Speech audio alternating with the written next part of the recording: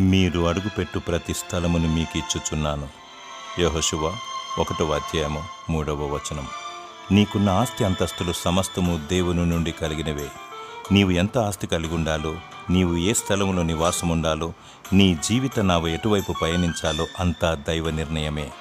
ఆయన అనుమతి లేనిది ఏది సంభవించదు. నీవు ఏమి లేని స్థితిలో ఉన్నావా? నా బిడ్డలకు ఏమి సంపాదించలేకపోయానని బాధపడుతున్నావా? అధైర్యపడకు. నీతిగా జీవించు, న్యాయముగా ప్రవర్తించు, దేవుని స్తుతించు, ఆయనకు మొరపెట్టు. రక్షణ మారు మనసు కలిగి క్రీస్తు ప్రభువాన్ని వెంబడిస్తే దేవుడు భూమి మీద అడుగుపెట్టు ప్రతి స్థలమును నీకిస్తాడు. పరలోకములో నీకు నివాస స్థలము దయచేస్తాడు. దిగులు పడకు. మనుష్య కుమారునికి తలదాచుకోవడానికి స్థలము లేకుండెను. నిన్ను ధనవంతునిగా చేయుటకు యేసు ప్రభు దరిద్రుడాయను. దేవునికి మొరపెట్టు, ఆయనను స్తుతించు. దేవుడు నీ మొరను ఆలకించి నీ హృదయ వాంఛను తీర్చునుగాక. ఆమేన్.